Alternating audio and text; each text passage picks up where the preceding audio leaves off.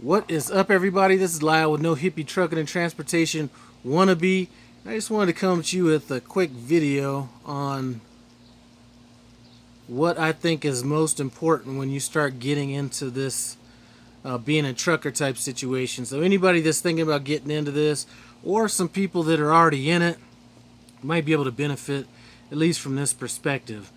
Now, before I got into trucking, all the way up until now, I've been watching videos of different truck drivers, and the one thing I keep hearing truck drivers mention is how much money they make, and very few times, and there's some that I've heard that actually have a goal that's been attached to how much money they make.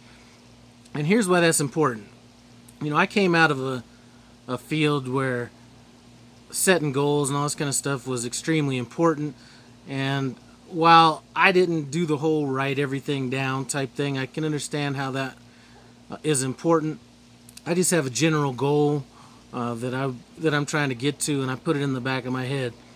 And what that allows you to do is, when you're making whatever amount of money this is that you're making, it keeps you grounded in what that money is going to be used for. Now, if you were to tell me, is trucking without a goal, or if my only goal was to make money, would it be worth it? I would say it's not worth it.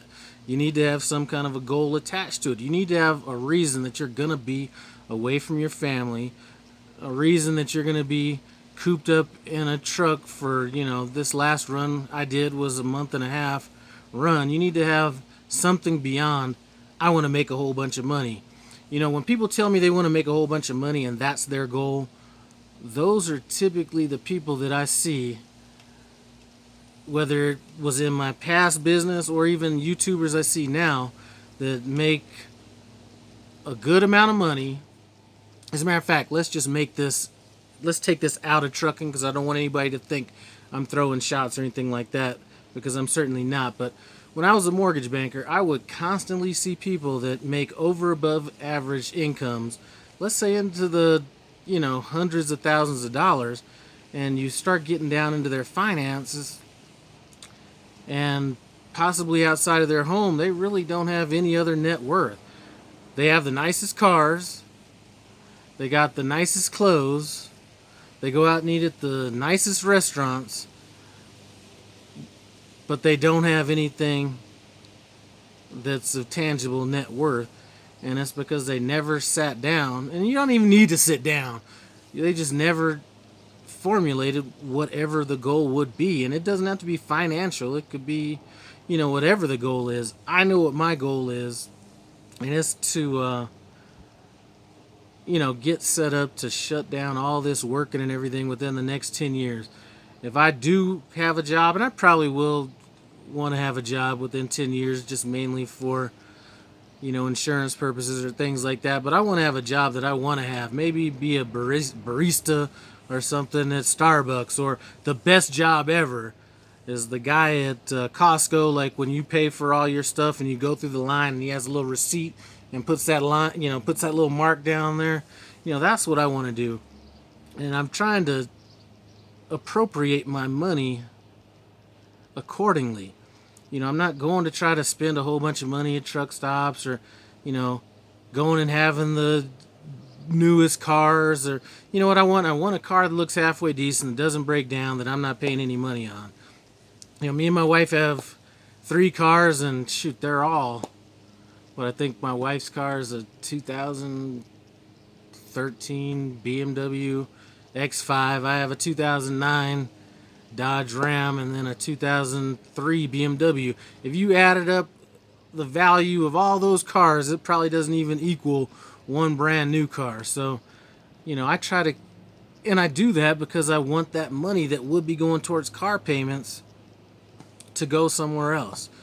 The only thing that I want debt to be accumulated on is going to be on houses and things like that.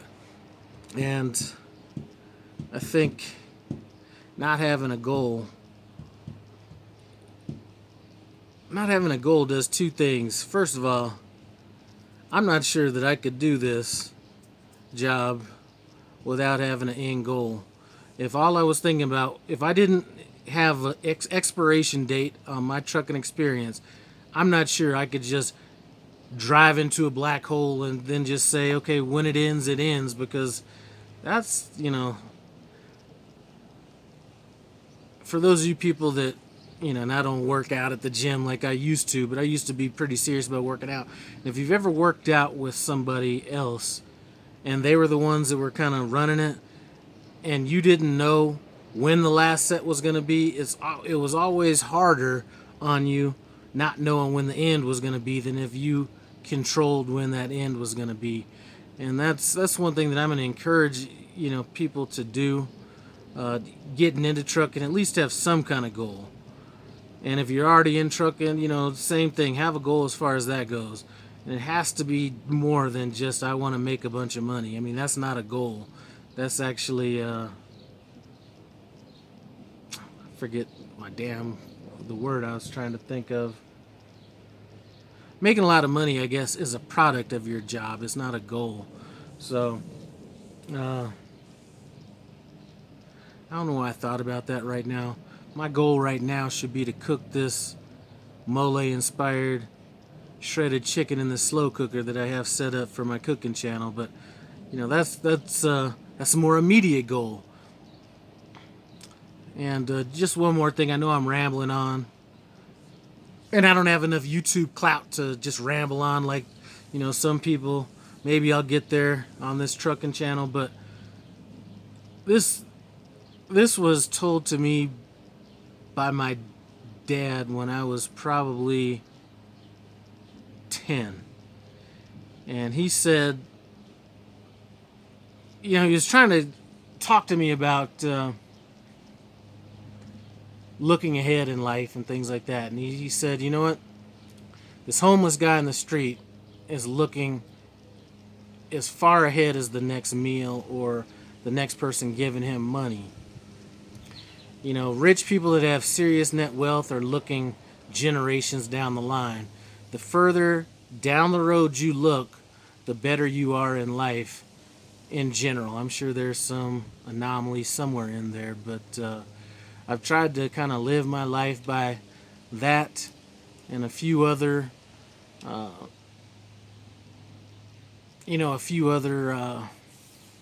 sayings or things like that. One of them is, you can't skip the struggle.